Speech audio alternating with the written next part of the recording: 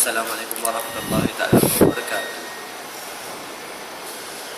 Kita bersua lagi dalam rancangan UKM Berfikir Sejenak. Bersama saya, Saudari Muhammad Syamil sebagai pengacara anda. Kita akan membincangkan tentang satu agenda yang bertajuk Guru Novis Quality atau Quantity.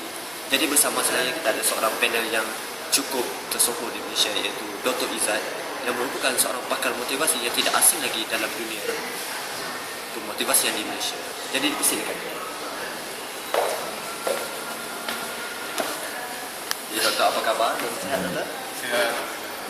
Jadi Doktor, kami pihak UKM berasa sungguh berbesar hati kerana Doktor sanggup meluangkan masa, menggerakkan tenaga untuk hadir bersama-sama dengan kita bagi membincangkan satu tajuk yang cukup hangat dalam dunia sekarang, iaitu Guru Novis Quality ataupun Quantity. Jadi Doktor, sepatutnya kata dia Doktor. Baik, terima kasih sekali lagi kerana menjemput saya untuk menghadiri wawancara hari ini. Berkaitan tajuk kita pada hari ini, Guru Novis Quality atau Quantity, insya-Allah saya boleh jawab. Boleh ya Dan Doktor. memberi sedikit kongsian dan pendapat, insya-Allah. Itulah dia. Jadi makanya salam pun sudah, kenal pun sudah. Jadi apa kata kita teruskan dengan soalan pertama berkenaan Guru Novis ini. Jadi Doktor, apakah pendapat Dr. Izzat mengenai Guru Novis di Malaysia? Sedikit definisi dan pendapat Doktor. Okey.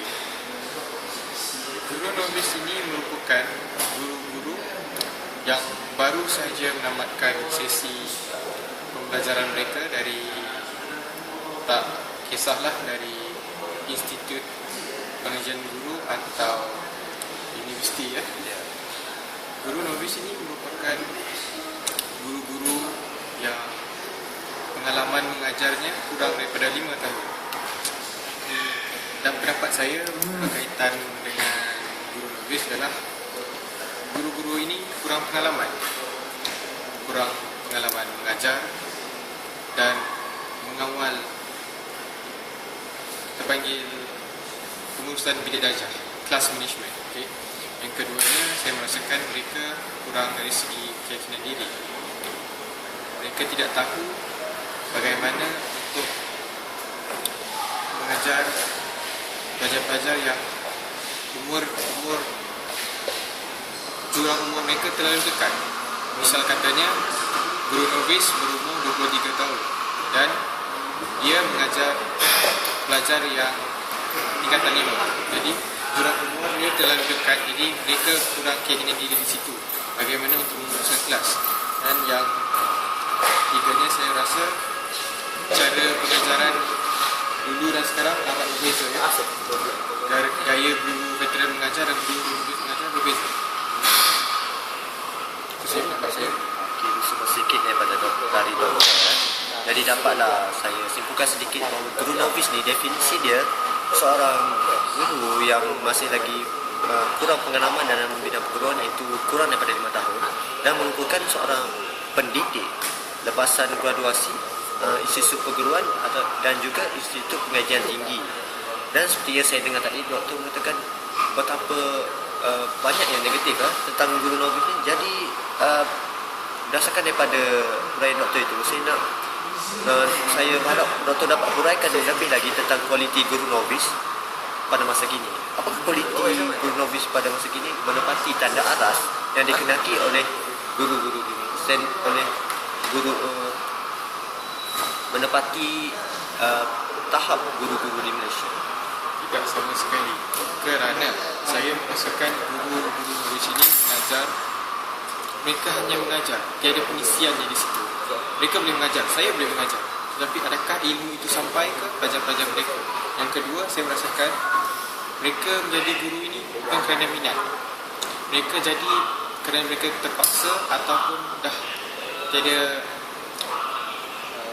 pilihan lain untuk menjadi guru. Guru itu sekadar pekerjaan, bukan minat, dan mereka mengajar sekadar itu satu pekerjaan untuk mendapatkan gaji hujung bulan. Tiada pengisian dalam ilmu yang diberi. Jadi apa yang doktor cuba katakan, mereka bekerja menjadi guru hanya sekadar dasar kerja, bukan sekadar kerana minat untuk jadi.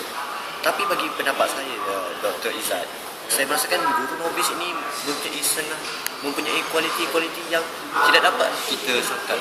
Sebagai contoh ya, saya ambil berbanding dengan guru-guru veteran yang lama, guru novis mempunyai kelebihan dalam bidang ICT, iaitu mereka lebih menguasai bidang-bidang teknologi seperti penggunaan komputer, penggunaan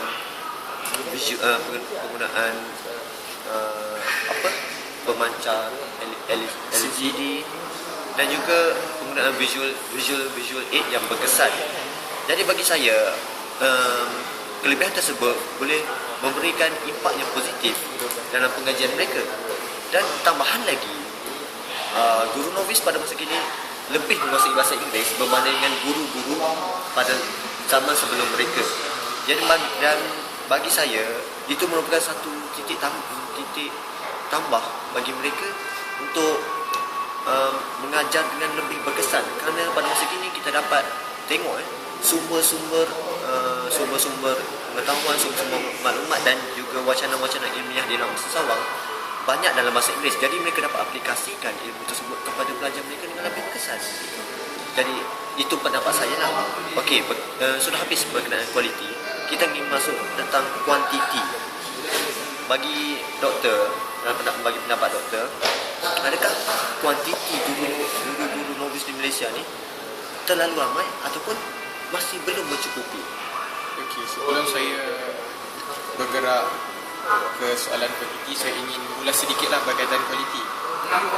Berkaitan dengan kualiti, tak semestinya guru itu boleh berbahasa Inggeris. Dia sudah cukup kriteria atau standard yang diperlukan untuk mengajar. Maksud doktor kuantiti lah. Kualiti atau kuantiti. Saya bukan seorang guru, tapi saya boleh berbahasa Inggeris. Guru yang hebat berbahasa Inggeris tidak semestinya ilmu yang diberikan, diaplikasikan sampai kepada pelajar. Kadang-kadang jika pelajar itu tidak fasih bahasa Inggeris, akan timbul satu isu di situ, permasalahan di situ. Okey, sekarang saya bergerak ke kuantiti. Okey, berkenaan kuantiti, saya merasakan kuantiti sudah mencukupi dan semakin hari semakin ramai guru-guru baru, guru-guru novis ini yang graduate, Yang baru lepas graduasi. baru lepas masa graduasi, dan saya merasakan isu guru-guru ini tidak menjadi satu masalah. Kuantiti saya rasa semakin hari semakin meningkat guru-guru novis. Jadi adakah peningkatan kuantiti bagi guru novis ini suatu perkara yang baik ataupun sebaliknya? Saya merasakan ini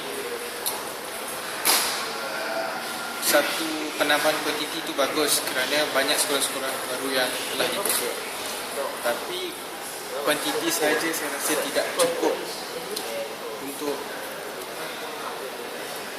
untuk meningkatkan lagi tak? Ya, untuk meningkatkan lagi satu sebenarnya kuantiti banyak tapi jadi kualiti itu sesuatu yang tak sayang. Jadi perkara yang sia-sia. Saya setuju doktor. So jadi macam sekarang ni, dalam situasi sekarang, bilangan guru-guru novis di Malaysia ni boleh dikatakan mengalami peningkatan yang mendadak kerana graduasi Institut Pengajian Tinggi di seluruh Malaysia ni menghasilkan berpuluh-puluh ribu graduan bagi setiap tahun, dan hampir lebih separuh daripada mereka apa saya kata ni, minta untuk menjadi seorang guru walaupun bukan dalam bidang perguruan. Jadi saingan di situ boleh dikatakan teramatlah sengit, dan bagi dan ia menjadi amat sukar bagi pihak tertentu untuk memilih graduan yang manakah yang berkualiti, yang mempunyai kualiti yang dikenali bagi sekolah-sekolah untuk menjadi guru-guru novis yang boleh meningkatkan lagi taraf pelajaran di Malaysia. Jadi doktor, kita sampai ke satu soalan ni yang semua orang ingin dengar. Apakah langkah-langkah yang efektif, langkah-langkah yang boleh memberi impak yang memang berkesan bagi meningkatkan lagi kualiti guru-guru novis? Yang mana kualiti ni kita tengok sudah banyak, yang mana kita tengok langkah-langkah ni sudah banyak diambil oleh pihak-pihak tertentu. Tapi kenapa hasilnya tidak menepati sasaran? Jadi doktor, apakah pendapat doktor tentang langkah-langkah yang boleh kita ambil? Bagi saya itu satu perkara yang mudah. Langkah bagi saya, guru-guru novis ini haruslah merendah diri. Walaupun mereka seorang guru, tapi mereka masih mahu belajar. Belajar dari segi menambah baik self-improvement, menambah baikkan diri. Dan maksud saya ialah jika mereka ingin belajar cara bagi meneruskan belajar, mereka boleh rujuk kepada guru-guru veteran untuk berkongsi pendapat, tips. Saya rasa itu bukan satu masalah kerana mereka merupakan pelapis guru-guru veteran, dan saya rasa jika mereka merendah diri, mereka ingin belajar, insya-Allah guru-guru veteran akan tolong. Jadi itu dari segi individu, dari segi dalaman guru novis itu bagi mengubah diri mereka.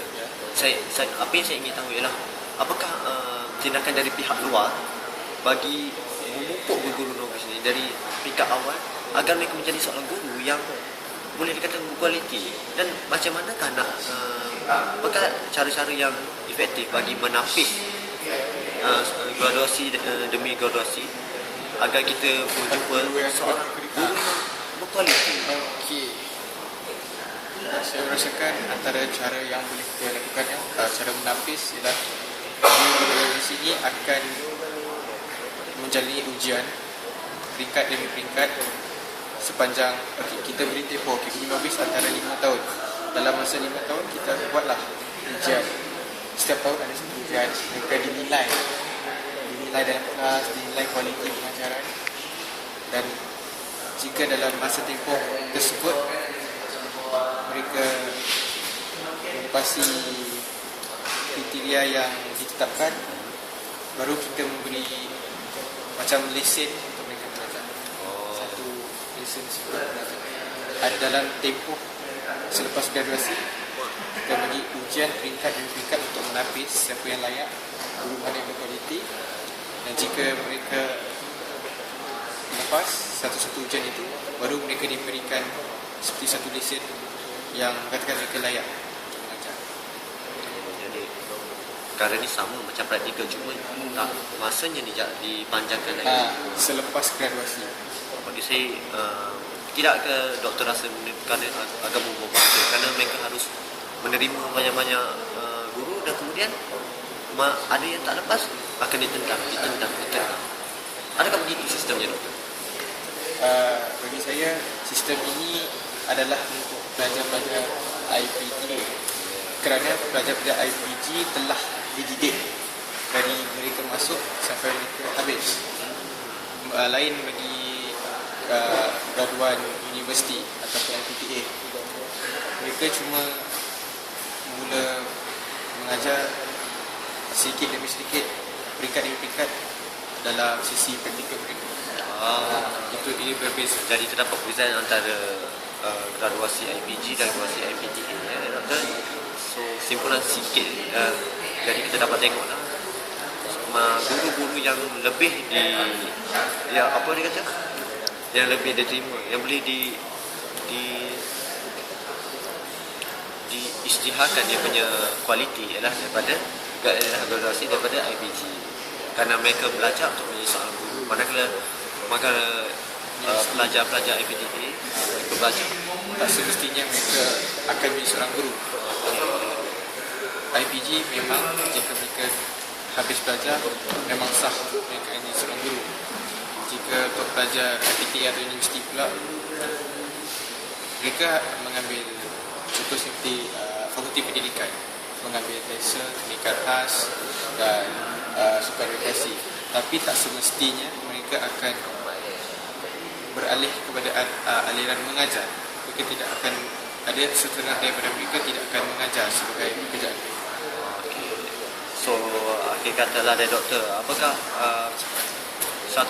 apakah kata-kata yang doktor ingin sampaikan, ingin beritahu kepada guru-guru novice yang bakal menggelar seorang guru berjaya pada masa akan datang? Pada guru-guru novice, sandanglah jawatan sebagai seorang guru itu bukan kerana pekerjaan atau bukan kerana minat. Sandanglah pekerjaan sebagai seorang guru itu bagi membina generasi akan datang, kerana kita merupakan generasi sekarang, pelajar-pelajar kita merupakan generasi akan datang, dan mereka akan mengambil tempat kita. Jika ilmu yang kita terima dan kita tidak sampaikan kepada generasi akan datang, mungkin ya berhenti di situ. Betul. Itu saja. Jadi saya pun ingin memberikan satu kata-kata lah kepada guru-guru novice. Guru, kita mengajar satu generasi, dan seandainya kita tersilap ajar dengan cara yang tak betul, kita merosakkan satu generasi pun, dan dia memerlukan 3 generasi untuk membetulkan balik kesilapan itu. Jadi guru, fikir-fikirkanlah. Okey doktor, terima kasih sekali lagi kerana sudi meluangkan masa. Kami pihak UKM amat berbanggalah kan doktor sudi berkongsi pendapat tentang guru novice ini. So harapnya guru novice dapatlah mengambil menjadikan kata-kata doktor ini sebagai teladan atau pengajaran bagi diri menjadi seorang guru yang lebih berjaya dan cemerlang pada masa akan datang. Sekian saja daripada saya. UKM berfikir sejenak. Fikir sejenak, 2 jenak, 3 jenak. Jangan tak fikir langsung. Sekian wabillahi taufiq wal hidayah. Wassalamualaikum warahmatullahi wabarakatuh.